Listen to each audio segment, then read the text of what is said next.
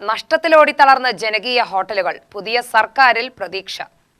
സാധാരണക്കാർക്ക് കുറഞ്ഞ നിരക്കിൽ ഭക്ഷണം എത്തിച്ച് സർക്കാരിന്റെ വിശപ്പുരഹിത കേരളം എന്ന ലക്ഷ്യത്തെ യാഥാർത്ഥ്യമാക്കിയ സംരംഭമാണ് ജനകീയ ഹോട്ടലുകൾ. കുടുംബശ്രീ പ്രവർത്തകരാണ് ജനകീയ ഹോട്ടലുകൾക്ക് നേതൃത്വം നൽകുന്നത്. ഉച്ചയൂണും ഇടനേരങ്ങളിലുള്ള ഭക്ഷണവും ആവശ്യക്കാർക്ക് ഹോം ഡെലിവറി സൗകര്യവും ലഭ്യമാക്കുന്നുണ്ടിവർ.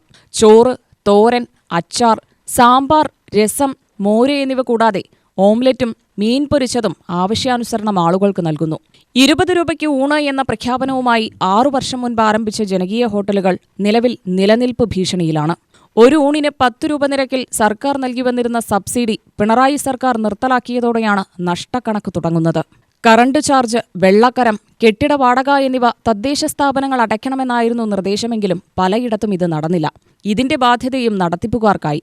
കുറഞ്ഞ നിരക്കിൽ സപ്ലൈകോ വഴി നൽകിയിരുന്ന സബ്സിഡി അരിയുടെ ലഭ്യത കുറഞ്ഞതും കനത്ത തിരിച്ചടിയായി. ഇതോടെ കൂടിയ വിലയ്ക്ക് പൊതുവിപണിയിൽ നിന്നും അരി വാങ്ങേണ്ട അവസ്ഥയിലായി കുടുംബശ്രീ വനിതകൾ. 20 രൂപയ്ക്ക് ഊണ് നൽകിക്കൊണ്ട് ആരംഭിച്ച ജനകീയ ഹോട്ടലുകളിൽ ഇന്ന് 30 മുതൽ 35 രൂപ വരെയാണ് ഊണിനു വില. ഊണിനു വില കൂടിയതോടെ ആവശ്യക്കാരും കുറഞ്ഞു. ഇന്ധനവിലയിലും നിത്യോപയോഗ സാധനങ്ങളുടെ വിലയിലുമുണ്ടായ വർധനവിൽ പകച്ചു നിൽക്കുന്ന ജനകീയ ഹോട്ടലുകളെ കരകയറ്റാൻ പുതുതായി അധികാരത്തിലേറിയ സർക്കാർ ആനുകൂല്യങ്ങൾ പ്രഖ്യാപിക്കുമെന്ന പ്രതീക്ഷയാണിവർക്കുള്ളത്.